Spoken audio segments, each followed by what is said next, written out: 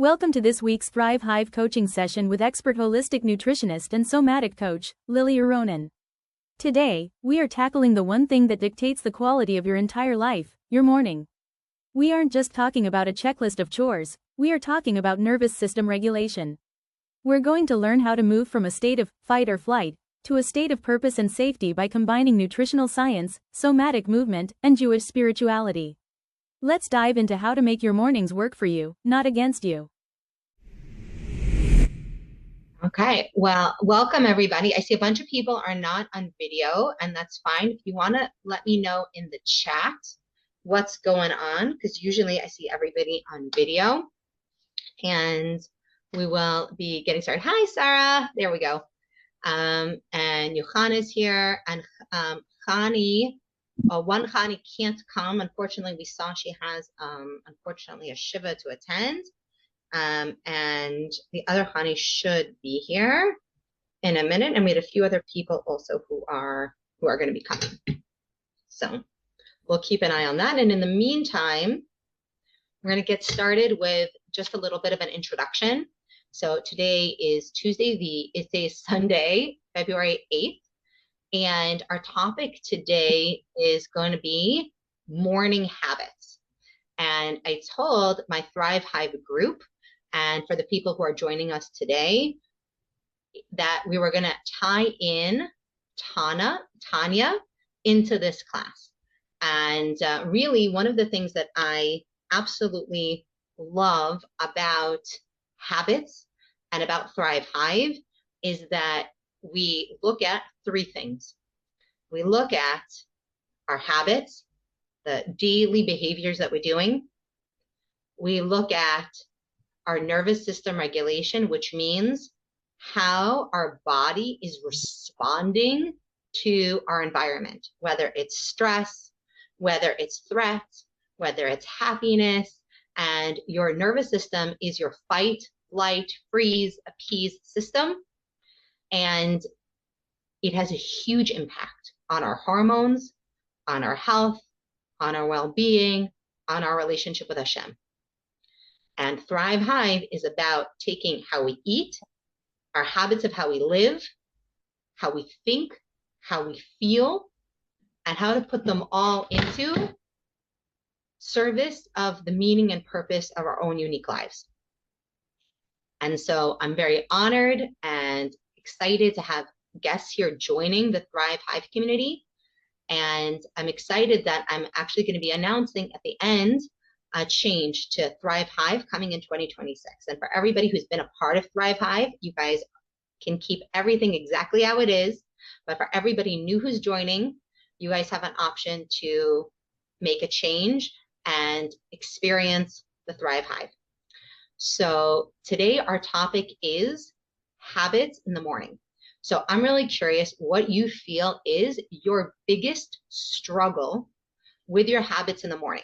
So in the chat, okay, put a number 1 if your biggest challenge in the morning is your wake up first 5 minutes. Just getting yourself out of bed at the time you wanted, in like the attitude you wanted.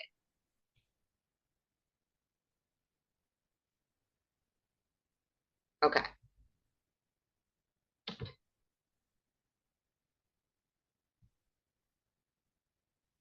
Okay, I don't know why. We have all this new tech here, so I can see the chat. Okay, great. Seeing the ones. Okay. If your biggest challenge in the morning is organization and logistics, having healthy food prepared, having some sort of movement, some sort of mental clarity to get started with your day, aside from waking up, like you get yourself out of bed and you like kind of get yourself to the coffee machine, but actually getting out the door with food for the day that you might need and getting some sort of movement in. Number 2, if you feel like that's a big problem.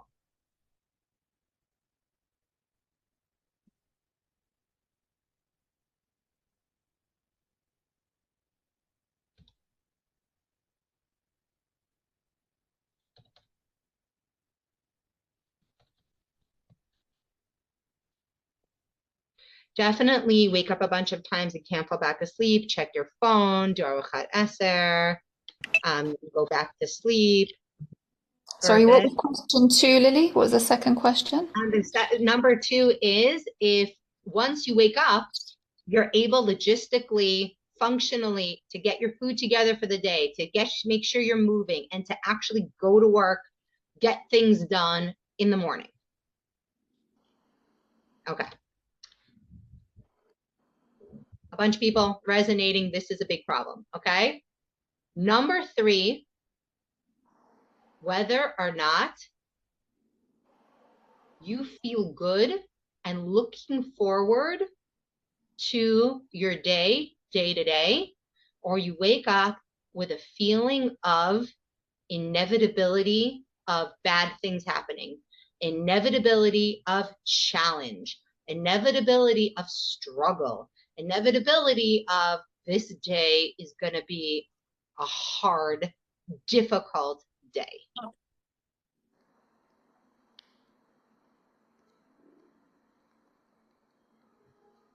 Okay, number 3, or something that if that is a problem for you.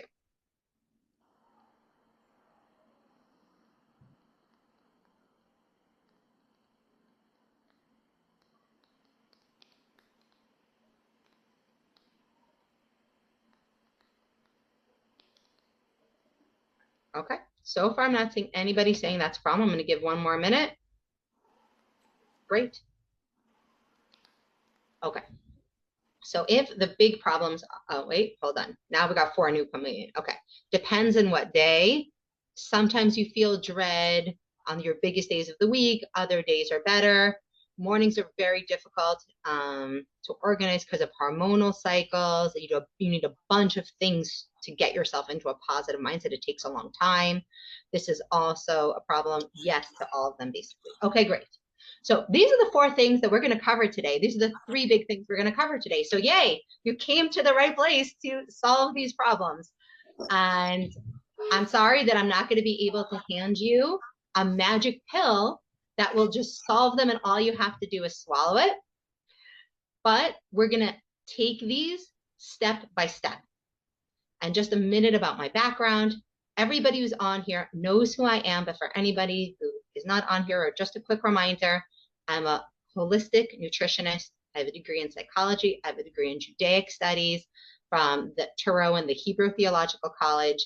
And I have a recent certification also in nervous system and somatic health as well. And we're going to take body, mind, thoughts, feelings, hormones, put it all together to help you have better well-being, better self-confidence in your body, and a better sense of meaning and purpose in your life. Okay? And this is what I do. I've had to do it for myself. I have to practice these things every single day. And I've had these experiences. I've been overweight. I've been depressed. I've been anxious. I've been stressed. I've woken up with dread. I've been all over the place in the morning. And 90% of the time, that isn't my reality anymore for over 14 years.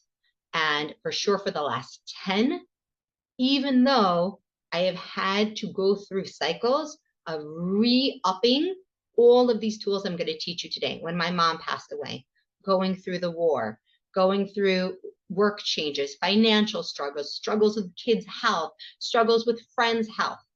All of these things cause me always to go back to these 3 fundamental questions of my morning. And every few months, I have to constantly refresh this process.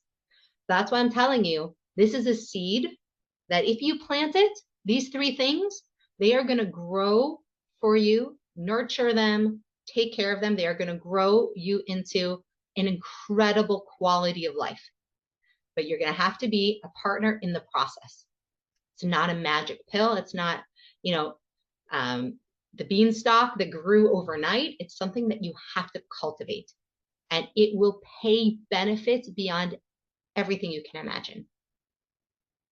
So the first thing that we were talking about is the first few minutes when you wake up. Okay? What I want you to think about, the biggest indicator of the first few minutes when you wake up is the last few minutes before you went to bed at night. And so one of the best tools for waking up, that first thoughts in the morning, is the last thoughts that you go to bed at night. And for each person, you're going to need to make this a little bit more personal, and you're going to have to take this rule and make it right for you. The top scientifically proven strategy for having the first moments of your day be better, to wake up and jump out of bed, is the night before to read out an affirmation. I will share one with anybody who wants, and of course, everybody who's in the Thrive Hive and who came to this call, you'll send me your email and I will send it to you, is to have an affirmation that you clearly say the night before that says exactly what you're going to be doing in the morning, exactly what you're getting up, when you're getting up, and why you're getting up. And asking God to bless your intention, to bless your day, to give you restful sleep and the energy to wake up. And you will find that when you wake up, your eyes will open and you will be able to get out of bed more easily. Once you wake up, you want to take 3 deep breaths in through the nose. Let's practice together.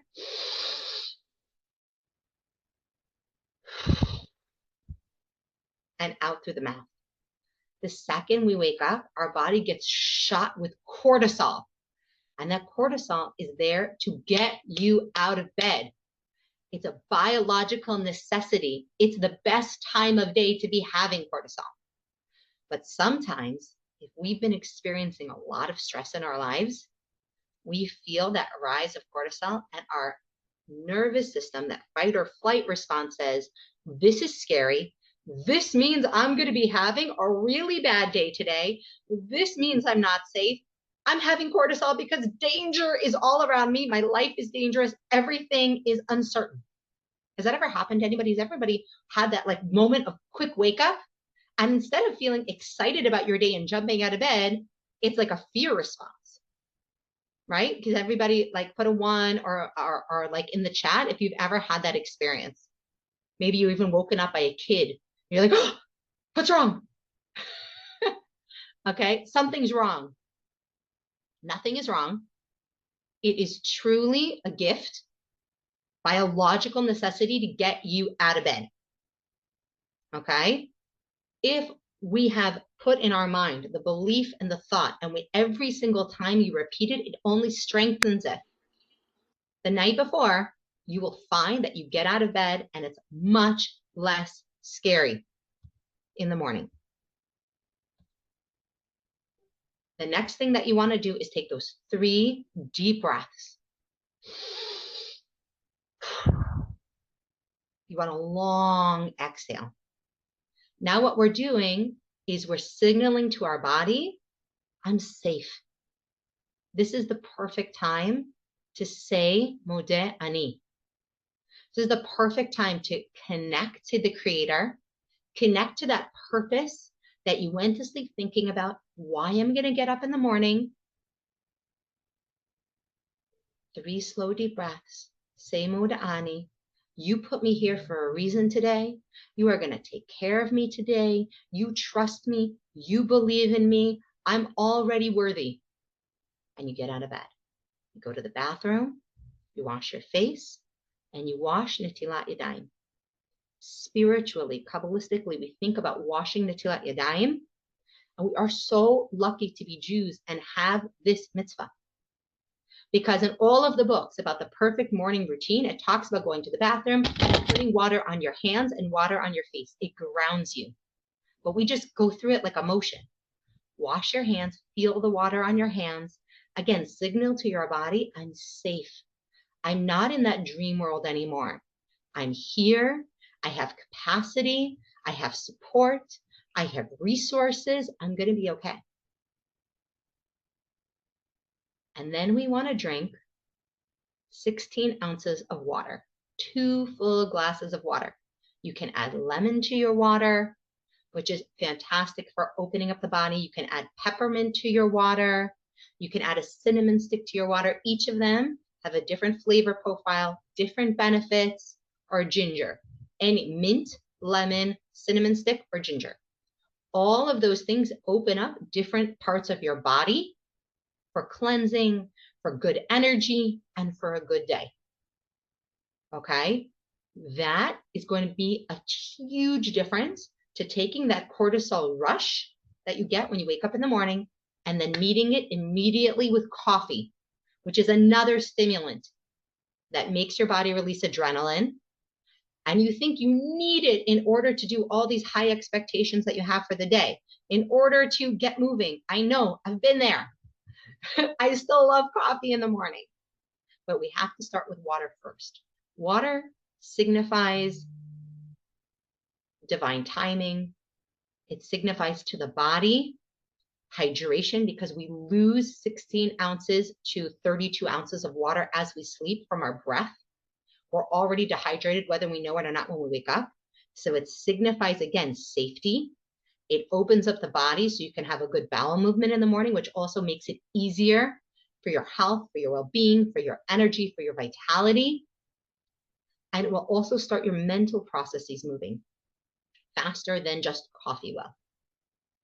I'm going to pause here for a sec, and I'm going to take questions, because then we're going to get into the logistics. We're going to get into, I want to make sure I have lots of time to answer people's questions about now how to make it work for them at the end of the class. But Stacy, go ahead. I used to be very diligent about drinking a glass of water before my coffee, and I really got out of that habit. My water I used to put in Himalayan salt water, Fantastic. Is that good? Is it okay? Yes, a little bit of salt in the water helps the water to be absorbed by the body. It's like adding electrolytes, and it should only be obviously pink Himalayan sea salt, not like table salt to be adding to your water, and those trace minerals, and that is fantastic. You can also, if you wanted, buy an electrolyte powder and put that in, but anything simple added to that water is just, it's also, once you add something to your water, it makes you be intentional. It feels like a little bit of that extra effort is self-care at the deepest level. So that's a great example and another thing people can add to their water. Thanks. Anybody have another question on the affirmation, the intention beforehand, taking the 3 deep breaths, why each step is necessary to create a stacking progression of positive energy, vitality, and ability to then get to executive functioning earlier in the day? Questions, thoughts, comments? Is there a safe sweetener? Yeah, I really like from Amazon Jump. It's a great electrolyte powder that has B vitamins, magnesium, a little pink Himalayan sea salt, no colors except like pomegranate and cherry extract. And it is sweetened, and it's only natural, safe sweeteners. It's 0 calories, has an OU on it. You can find it on Amazon. A great product as well. You could also, I could add a pure stevia or a monk fruit drop also. I use both of those. I try not to do that in my first 2 cups of water, but I do use that Jump, which can have them in it sometimes, especially when it's really dusty, or if we've had the heat or air conditioning on, right? Which can make you even more kind of foggy and like lethargic first thing in the morning. Any other questions on that? Okay, so let's review. First step, right? I feel like I'm in the Dora the Explorer episode, which I've been watching with my kids lately. Like math, what are the things we've done so far? What we've done so far is we've talked about an affirmation the night before that puts in your mind, in your subconscious, I'm getting up at a certain time, and this is why it's important for me to get up at this time, and this is why I'm excited to get up at this time, and this is what it's going to do for me. And then you wake up and you take 3 deep breaths, and you acknowledge that that rise of tension in the body is a God-given gift to get you out of bed. 3 deep breaths in through the nose, out through the mouth with a long, slow exhale, telling your body it is safe to get out of bed. And then you say Modeh, and you invite God into your day You get up, you splash water on your face, you go through your morning bathroom routine, you wash Netilat Yadayim, knowing that you're washing off any negativity, any stress that's coming from the day. You're starting the day clean, centered. You will get your water. Again, signaling to your body, I am safe, I am good, I got this. No matter what uncertainties are for sure going to come my way today, I am resourced, I am resilient, I will be able to navigate them with calm. Now we're going to talk about basic things, whether you work from home or you work outside the house. You want to think about what you're having for breakfast and lunch. I know everybody is obsessed with having like a dinner plan for their family. Okay, that's great for your family. What most women miss is having a healthy and nutritious breakfast and lunch. And especially over 30, even more so over 40, even more so over 50, having balanced meals, and even more so, right, it only increases the older you get. The more that you have balanced, nutrient-dense meals earlier in the day, during daylight hours, that syncs your entire hormonal cycle and your circadian rhythm, which is when you sleep and when you're awake and how your energy is distributed throughout the day, which affects your longevity, affects your heart health, affects your mental health, affects your physical health, affects your weight, affects belly fat, affects everything. First thing in the morning, you want to make sure that you're having a very high protein breakfast. Okay? 20 to 30 plus grams of protein first thing in the morning. Okay? 2 eggs is not going to cut it. Things that you can use if you like to have eggs for breakfast to bulk up that protein is to buy a carton of egg whites and add them. If you live in Israel, figure out what you want to do with your extra egg yolks. I like to do 3 egg whites and 1 yolk, so that's 4 eggs. I save the egg yolks and I make them into an omelet for my dog. It's actually amazing for your dog. When I used to have a garden, I used to mix them in with the soil and the shells. Also a great use, so you don't have to feel like you're wasting. There is a purpose there. Cottage cheese, 1 cup of cottage cheese has 25 grams of protein. 1 full cup of Greek yogurt has 20 to 25 grams of protein. You want to be having a minimum of 20. Feel free to add peanut butter powder to it, or chia seeds, or some hemp seeds, or some flax seeds, or, you know, unhealthy fat, something that also has some more protein in it, lox, whatever it is that you want to add. And you want to have something that is high in fiber and carbohydrates. One of the biggest mistakes also that as women we make at breakfast is we feel like we already have good energy because we probably have the adrenaline rush from coffee on top of the cortisol rush. We're like, I can skip the carbs. I'm going to skip the carbs. I'm going to be good today. I'm going to skip those carbs. Don't skip the carbs in the morning. Because your body is using that cortisol in the morning, that is actually a great time to be fueling your body with carbs. It will also make you much less likely to crave carbs in the evening when your body is not running around using that. Okay? So that means fruit is a great carb to have in the morning. Whole grain bread, ideally like I love acorn squash or butternut squash with eggs in the morning. I love frozen berries or fresh fruit that's in season wherever you are in the world with the cottage cheese and yogurt. Like, keep it simple, keep it easy and grabbable. All those things can be made the night before or thrown together in under 5 minutes in the morning. Okay, oatmeal is a great carb to have in the morning, only if you're having it with protein on the side. So like 1/4 of a cup to 1/3 of a cup of dry uncooked oatmeal or oat bran, then with the full cup of Greek yogurt or the full cup of cottage cheese on the side, or the egg whites, you can actually add them to your oatmeal. So I gave very practical suggestions of how you can get an easy, high protein, high fiber meal within the first 2 hours to 3 hours of waking. Okay? And this is really, really important. We want to make sure that we're eating as women within the first 2 to 3 hours max of eating. Forget the intermittent fasting that's telling you to wait till much later in the day to eat. For women, we want to eat with the sunlight. We want to eat with our circadian rhythm. It's going to set all of the mitochondria, which is the powerhouse of every single cell in your body, to be more energy efficient, to really, this is directly connected to longevity, to your real age, to how you live, to how you feel.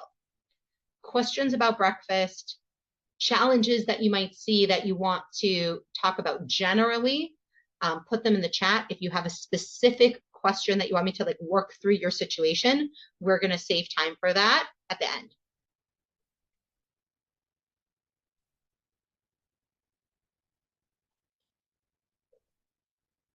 Okay. I'm going to give you guys a minute to put something in there. And while you're doing that, I'm going to address, what if I'm not in the mood? What if I wake up and I am having a bad day already, and all I want to eat is a croissant or a muffin, and I just want to make myself feel better right now? Take a minute, and if you are somebody who that happens too often, or sometimes you just get kind of pulled into that season of life, you want to have some high protein, healthy, sweet recipes. Okay, there's plenty of protein cake recipes. There's plenty of protein cookie recipes. There's lots of things that I can help you with, or you can find online, to find a sweet treat that also is going to meet your nutritional needs.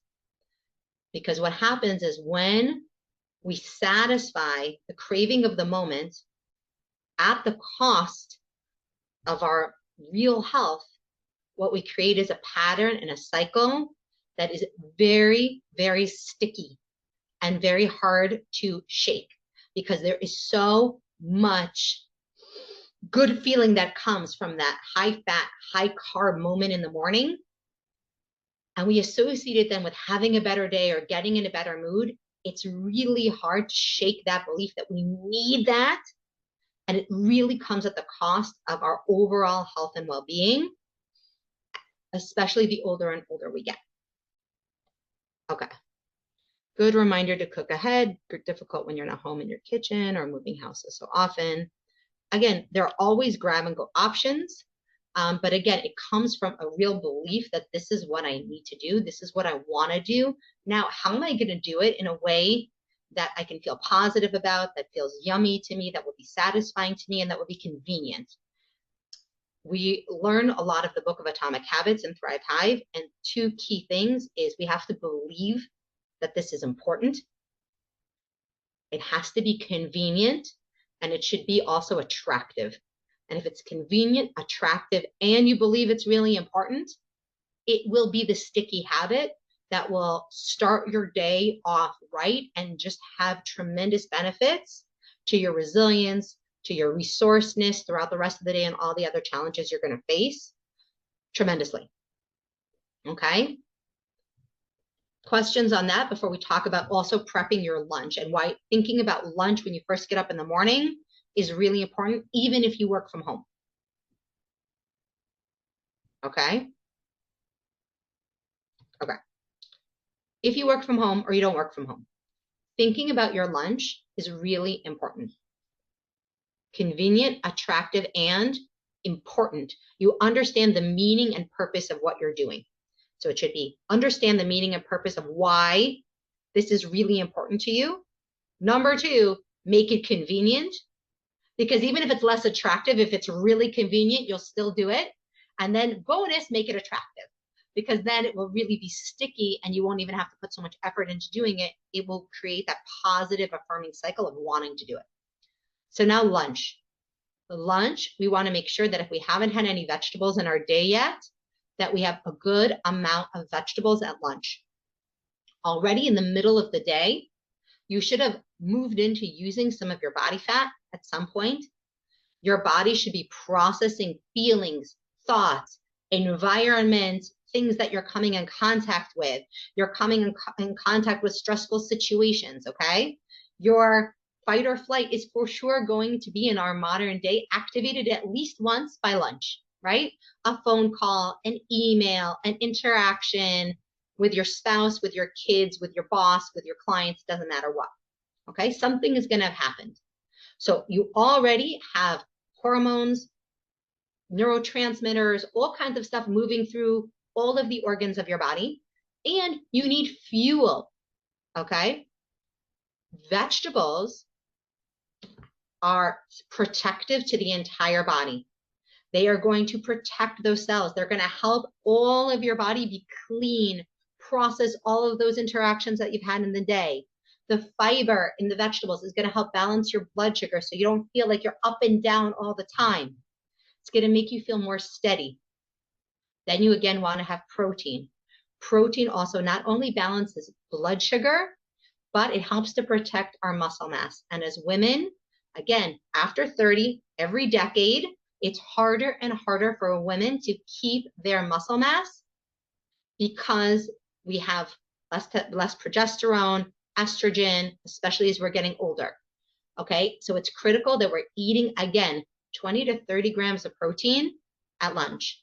That's a palm of chicken breast, a can of tuna, a piece of salmon. Again, if you're going to go with eggs, you have to add a half a cup of egg whites to those eggs. Same thing as in the morning. It could be a cup and a half of Greek yogurt, or you could be adding protein powder to your Greek yogurt. Just chickpeas or beans or lentils is not going to be enough protein. You need to match that then with also a whole grain like brown rice or quinoa, and ideally tofu or edamame if you're vegan. You really need to be getting a good amount of protein at lunch. And of course, that's also another time to have whole grains, bread, rice, quinoa, fruit, any of those things. Okay, fine. Wassa crackers, if you're a cracker person, any of those things are going to be great because, again, you're still busy in your day and you want your body to have good sustained energy that's not going to make you crash because we're already dealing with enough stress. When our body goes through a sugar crash, it goes back to that fight or flight signal, danger, danger, danger. And then we react with incredible impulsivity. We solve the immediate problem always at our own detriment, right? That's that 3 o'clock drop, more coffee, more sweets. We're craving everything. We feel out of control, and that spills into how we feel about all the other real challenges we're facing in our life. Sarah, you have a question? Nope, you just came on screen because you're just coming on my screen. Anybody have a question about why thinking about your lunch is super important? You could always pack your lunches the night before. You can make 3 at a time, and have them for the week, or in the morning when you're getting ready, you need to make sure you have enough time and you know how important it is that you've planned what you're going to eat for lunch so that then you don't even have to think about food for the rest of the day. You can just go about actually meeting all the challenges of your real life. Questions, thoughts, comments? Anybody? Anything feeling overwhelming, maybe? Like you need to make it simpler? Anything feeling like, I don't know, tell me what's going on. Put a 1 if you're with me and you're loving this. Put a 2 if you're feeling a little bit lost or overwhelmed. 1. I have a comment or Sure. kind of so I feel like so I have a fear about becoming fleishik in the middle of the day. Mm-hmm. So like Phobia, a known thing. yeah. And so I it's like okay, a piece of salmon, tuna. I think tuna really healthy for you, you know. Mm. And but I don't know. I just I either go to okay, fish, or tofu or whatever, seitan. But I don't know. I just I know I always think to myself, I'm failing because I hear all the time how, white chicken, is so good. It's like and it just I hate chicken. I like Mm-hmm. and I don't know. Do you have So what's your ideal lunch? If you could eat anything for lunch, what would it be? Thai food? Thai food. What's in Thai food? Give me an example. Um, like lots of vegetables and coconut milk, which I is Okay. fattening. Okay. And like tofu and yeah, like a brothy made of coconut milk and Okay. rice. So what you could do is you could make a big pot of like a curry coconut Thai soup that used light coconut milk. Okay. And what also had a lot of water and a lot of vegetables in it and an entire block of tofu in it. And then you could have it with a half a cup of whole grain rice. Again, if you want to use white rice, you always want it to be day old in the fridge and cooked with a little bit of oil. If you leave it the next day in the fridge, it becomes more of a resistant starch, which means it doesn't spike your blood sugar as much as fresh white rice does. But again, ideally, a quinoa or a brown rice or a wild rice would be an ideal situation. And that could be a way that you could have your ideal meal that you could eat every day or most days, and that could be fun. Can you repeat that about white rice? Is as long as it's White fresh? rice, again, Uh-huh. white rice fresh, it spikes your blood sugar in a bigger, much bigger way than if you have made it with olive oil or some coconut oil, and then left it overnight in the fridge. It actually helps the rice become more resistant starch, which meaning less of a blood sugar spike. Interesting Interesting. scientific fact. You put the rice into the oil. Whenever you make rice, usually you add a tablespoon of oil for every, Yeah. 2 cups of rice. Like I'm just saying, versus don't try to skip that step to save calories. It's not going to help you. And, make rice as you normally would, and then leave it in the fridge overnight before you eat it. And Oh, you mean cook it, cooked rice yeah, in the. cooked rice in the fridge is more resistant starch than when it's fresh. It has less of a blood sugar spike. So again, if you Perfect. really hate brown rice, also brown rice, you should always soak for at least an hour before cooking, um, because it has an acid in the fiber that is not amazing for you. And so you just want to soak your brown rice for an hour, or put it in water the night before, cook it the next day before you use brown rice. Just a good thing to know. Okay. Questions? Or should we move on to what happens? Okay. Any questions? Anything else on this? Okay. So I sent out a little video this morning of me doing like my few moves I do every single morning to move energy in the body. So one of the things that has been going crazy all over social media is this idea of lymphatic drainage. Has anybody heard of this? Is anybody getting videos on this? Yeah, right. Lymphatic drainage. What does that mean? Okay. Yes. Good. Okay. What is all the hype about this lymphatic drainage? What that means is the same way we have a nervous system throughout our entire body, that's that fight or flight system. So remember that most of our body is like water, right? Like the human body has a lot of water, and we get bloated and we hold water in different places in our body. We hold bloat. And in that water is all of the stuff that we come in contact with. I don't want to be too technical. The impurities, the released stress hormones that need to be processed by the body. And when you feel literally like you're stuck in your life emotionally, like you just feel stuckness, right? You're like stuck in decisions, stuck foggy, you just feel stuck.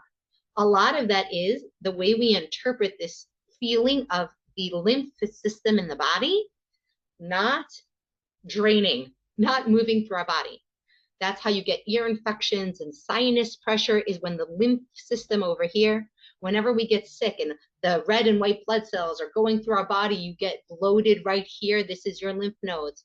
A lot of times when, God forbid, people are worried about cancers moving into the lymph system that's under your arms over here or by your breasts, okay, or on your inner thighs, people get very tight, okay? The back of the calves and the soles of the feet, like here, the inside of the arms, not the outside of the arms. These are the areas where energy and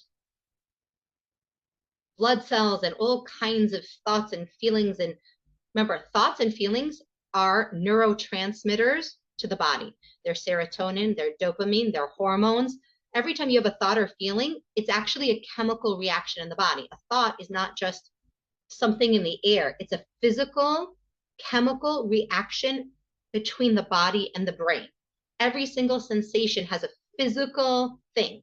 That's why food can't just be something emotional. It also has to serve and nurture us physically, just like our thoughts and feelings have to nurture us physically, or they can be causing a lot of damage to us physically, okay? And remember that our bodies are amazing and they can come back from damage and come back even stronger with healing. So don't be afraid.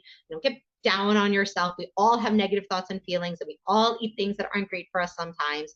Our body is very resilient and it can come back. So don't stress. This is not about perfection, okay? So let's talk about a few basic things that you can do in the morning under 2 to 5 minutes, okay? That will start to get this energy moving. If you feel very stuck and lethargic and you can't survive without that first cup of coffee, and you really are like through the morning, this is key. If you have ADHD, if you have post-trauma, you have other things like this, moving in the morning is critically important to allowing those things to get processed, to drain, to increase dopamine, motivation, ability to be less impulsive throughout the whole day. Like, these are critical things. So I like to start with just tapping, morning water, and before coffee movement. I leave that up to you. If you need the coffee before you start moving, have the coffee before you start moving. You want to turn the coffee machine on and it takes about 5 minutes and you want to do your movement there. You can do it when you first wake up, like even before you get dressed. For each person, I don't want to prescribe this specific optimized time because it's really a lie. It's really about what's going to feel best to your personality and how you get up in the morning, kind of, and also what's going on in your life. If you have young children home, if you have older children home, if you have, you know, a husband who's also getting ready in the morning, like everybody's going to be in a little bit of a different situation. Okay. First thing that you start with is just gently tapping on the face. Okay.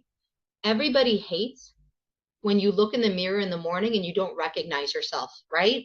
And you feel old or bloated or like, is that even my face? It literally makes your day in a bad place. Okay. So we're starting at the top of the head, at the hairline, working down to the eyebrow line, to the sides, under the eyes, under the nose, down the cheeks to the chin, and then right here on the collarbone. This is a big lymphatic space right here, okay? Just doing that 2 times, okay? It's just going to start things draining, start those thoughts maybe you had or bad dreams or anxious thoughts to kind of get processed through the body. Then we're going to go right here in this big lymph node under the arm. If, like me, you keep a lot of tension in your neck and shoulders, roll the shoulders a few times. I always get really good cracks in the morning, okay? And then we're going to do the other side, under here. You can even do the back and inside of the arms. It'll really help you when you go to make those meals to feel energized, to feel like you're able to move more intentionally in the morning. Shulamit, you have a question on this? Yeah, no, I was just going to say, first of all, that's so interesting that you're talking about the lymphatic system because those are the same points that I use for EFT. Correct. They are the same points as An EFT. idea to pitch to the group is just because what I do in the morning, I do it while I'm saying my brachot, my first blessings in the morning, and I tap, and I find that as I'm saying those, or you could do affirmations. Right. It also saves time because I find if I do so many things, I've used all my time. So I'm doing my affirmations while I do the blessings, and actually, really, I can vouch it works. I can be in a foul mood. But once I've done the breathing and the tapping, I'm like, oh, something shifted in the movement for sure. And it's interesting because Qigong as well. Qigong is the same points. Yes, exactly. Same exact points. Yes. Exactly. And a lot of the moves that I'm going to be sharing right now are for a mix of Qigong and these other modalities that are all coming from the same place. Yes, the same things as emotional freedom tapping, which is again the same idea of all these emotions and all of these things happening and coming into the body. I just wonder if the emotions are chemicals at the end of the day. Maybe they are carried through the lymph. Yes, exactly. They are chemicals, which is what we said. Exactly. 100% true. So once you do this, and I will also say that I listen to something affirming while I'm doing this in the morning. Again, like she said, you only have 5 minutes. You want to make it as impactful as possible. So I'm going to send out, when I send out a video of my routine to everybody who's in the Thrive Hive, it also is going to have in the background me saying the affirmations. So you can actually listen to it and follow along if you're in the Thrive Hive, and it will be in our hub, and you can download it and keep it and use it whenever you want, and it will be downloadable so you don't have to open YouTube or open a social media to use at the same time. So that's something for everybody who's in Thrive Hive. So the other thing that we want to do, which also helps with the lymphatic system, is really easy, and it's just doing a few jumps, okay? And I'm going to show you this, okay? Just gentle jumping, not like your exercise jump, like gentle jumping. You want to be floppy. You want to feel that stuck energy moving through the body. One of the things that I always notice is when I'm feeling really stuck, maybe I'm sick. I do this even when I'm sick. If I'm sick, if I'm not feeling well, I'm tired, I'll feel very stuck in my neck. My neck's not floppy. My shoulders aren't floppy. Literally, the energy is stuck there. So you're going to roll it a few times. And again, how many jumps or how many of each of this move you should do depends on really how much time you have to give. I timed myself, and you can do 1 minute of each of these exercises. I'm going to only show you 5, or you can do 30 seconds of each exercise if you really don't have more than that. I recommend trying to build up to 1 minute to get really a real benefit. If you start at 30 seconds, it is absolutely better than nothing. It is absolutely doing something, but there are times where that extra 30 seconds is going to make a difference and move you more quickly. So you could just set a timer. You could look at your clock. You could listen to a recording. Just 1 minute, light jumping, floppy, floppy. Okay. Then we're going to open up that lymphatic system and the mobility of our shoulders by just putting the arms up and down. What you might notice is your arm doesn't go all the way up because you're carrying all this tension and stress here. All the tension and stress there impacts happiness, like literally the chemical that makes you feel happy, from reaching your brain. Okay, when we are all tight here, that vagus nerve that goes from our brain stem, that fight or flight, all the way down our spine into our gut, which tells us what foods we want to eat and talks to our bacteria that tells us how bloated we're going to feel and how much satiety or hunger hormone we're going to be releasing. All of that is connected. Okay, so when this is loosened up, we're going to feel more satisfied from our food. We're going to feel less hungry. It's a natural extra appetite suppressant. Remember, appetite suppressant doesn't stop real hunger. It helps us control appetite, which is triggered by what we see all around us and random thoughts and social media and commercials and all kinds of things that we see, hear, and experience throughout our day. So we want to have this moving. Okay, so we want to do 1 minute of just opening this up and down. The more that we're mobilizing the body, which means using movement, the better our longevity is, the longer we're going to live, the better quality of life we're going to have, the older we are. So all of these movements are going to hit multiple points: physical health, longevity, mental well-being, and spirituality. Because this is a divinely created body. And I wanted to bring in here the Tanya. And the Tanya talks about what is a Benoni? What is the average person? Somebody who even isn't necessarily sinning, but they still have a Yetzer Hara. And especially those of us who are still making mistakes throughout the day, I count myself as one of them, okay, who are constantly repairing and doing tshuva. Okay, we're also a Benoni. But what is the hallmark is he continues to wrap himself in activities that keep him on the straight and narrow, or her on the straight and narrow, meaning putting good food into your body, okay, is an act of Aronin, is an act of spiritual development, is an act of aligning yourself with the kind of person in the service of God, in the service of your highest self that you want to be. You're going to be a better parent. You're going to be a better spouse. You're going to be a better person. You're going to be more open to learning from your experiences. You're going to be more resourceful and more resilient. The more positive and open we feel. And if we are blocking access of all those feel-good hormones and thoughts and feelings of getting up there on a physical level, we are not setting ourselves up for success. We're not setting ourselves up, wrapping ourselves in a blanket of safety where we can make less stressed out impulsive decisions, okay? So far we have 2 exercises. We have jumping, we have the arms. Hold on, I want to see the comment. You already are feeling better, and you were so zonked at the beginning of the meeting. Amazing. Okay. The third one is just letting your arms go side to side. Try this right now, and you might notice you only go to about here. Visualize yourself going farther, and each time you do these exercises, you're mobilizing, again, just 1 minute, letting the arms go side to side, the entire upper body. This is also where a lot of thoughts and feelings are stuck in the chest area. Also, this is where if you don't sleep well, a lot of it is maybe you're moving around in your sleep and you could be very tight.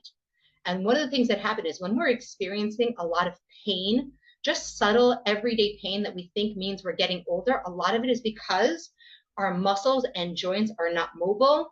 We can't fully turn, we can't fully rotate. When you're experiencing background pain, your stress level and your responses are already starting the day at 50%, right? Because already you have to overcome the annoyance and frustration of the pain you're already experiencing. So it makes it much harder to make all the other good decisions that you want to make in your day, okay? So far we have 3 moves. We have jumping, we have arms, okay? We have rotation. Now we want to get the lower body involved, okay? And so we're going to go into just a little bit of a squat, just a little bit, and go up on our toes and back down. Up on our toes and back down. Okay, just for 1 minute. And I like to move my arms up a little bit as I'm doing that. So again, we're mobilizing that energy through the whole body. If you want just a little metabolism, trick, that one move after meals, if you do 1 minute after meals, you're actually going to find that the calf muscle actually releases chemicals into the body that helps your body balance blood sugar better after meals. They say 10-minute walk after meals. So actually that exercise for a full minute is very similar to like doing 10 minutes of walking. It actually helps the body to signal, hey, all the food I just took in, it's actually for a purpose. Don't go store it as fat. Keep it balanced, slow output energy in the body. So it's something you could also use later in the day. So far we had jumping, arms to the side, squats.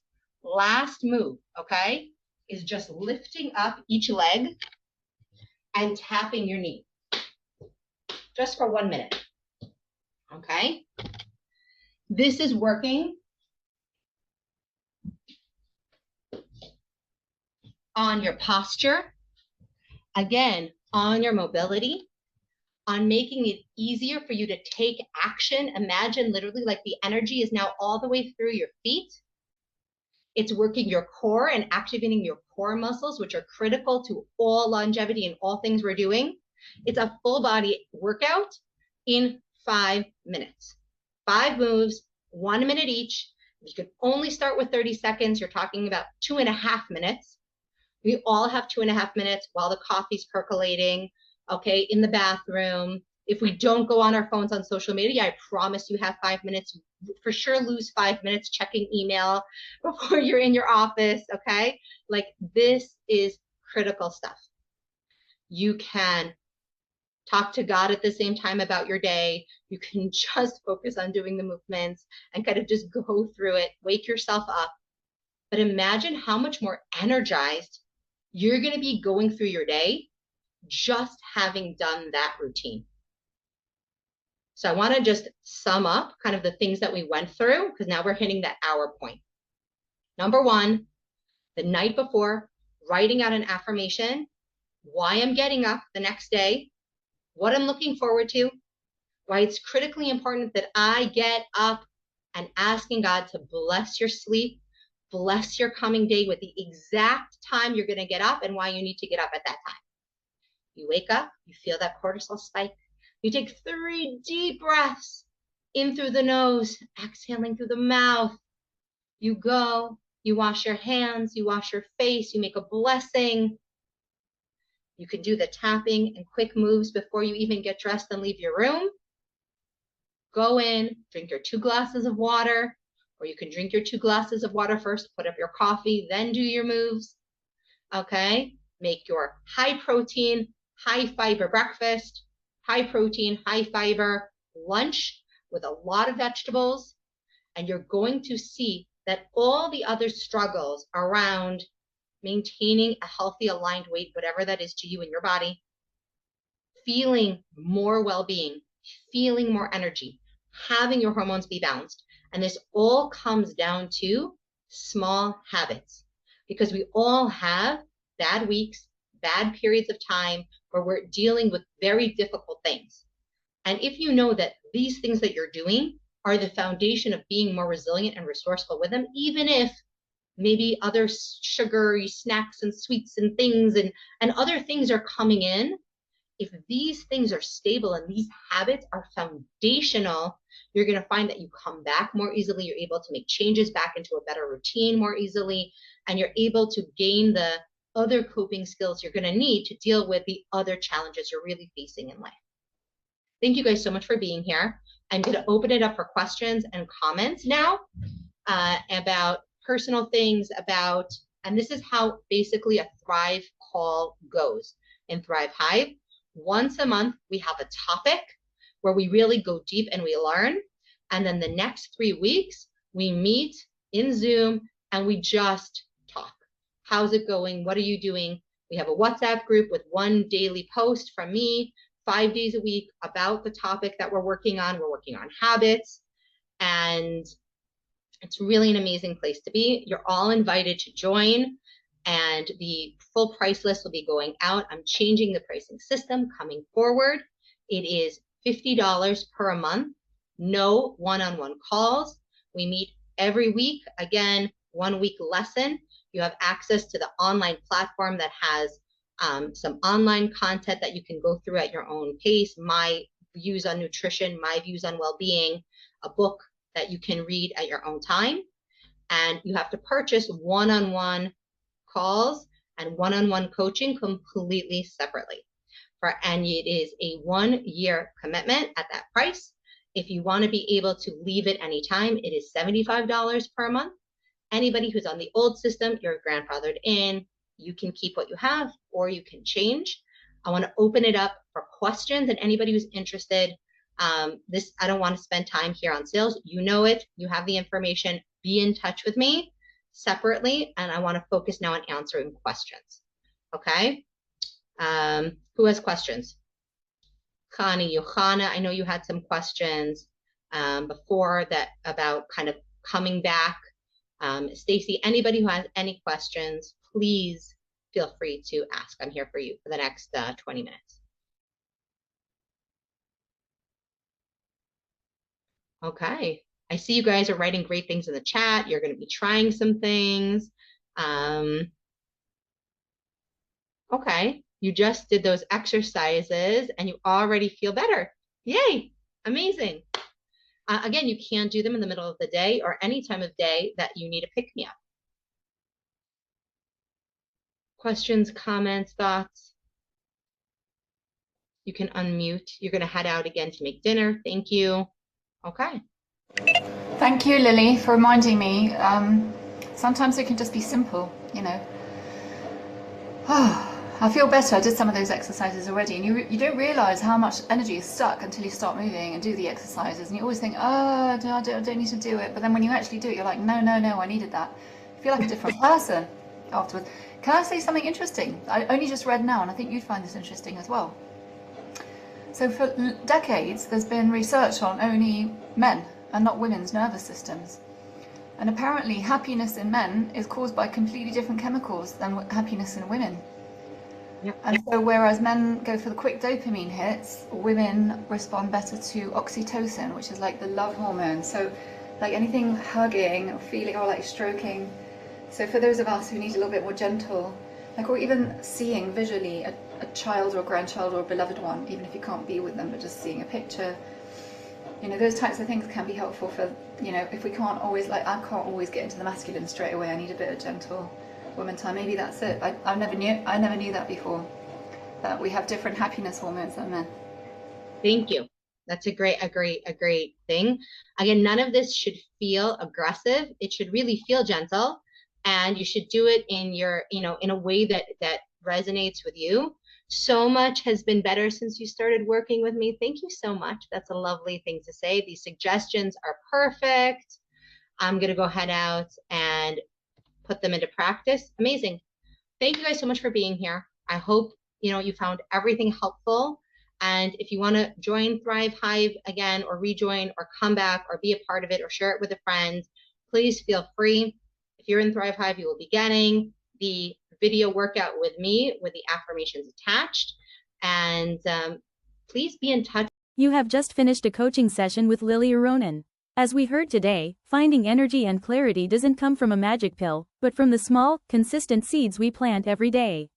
From the scientifically proven power of high-protein habits to the spiritual grounding of the Tanya, Lily's holistic approach is designed to help you move from a state of stuck energy to one of resilience and vitality. Did you notice the shift in your body after just 5 minutes of movement? That is the power of nervous system regulation in action. If you are ready to make these shifts permanent, we invite you to take the next step. Join the Thrive Hive. Become part of a community that bridges the gap between physical health and spiritual purpose. New for 2026, membership starts at just $50 a month with an annual commitment, or $75 for a monthly option. The Thrive Hub. Members receive immediate access to the affirmation library and the Energy Reset video routine practiced in today's class. Personalized coaching. For those seeking a deeper, one-on-one transformation, private deep dive sessions are currently available. Don't let the morning dread dictate your day. Visit the link in the description or show notes to join the Hive and start your journey toward a long, healthy, and beautiful life. Thank you for joining us.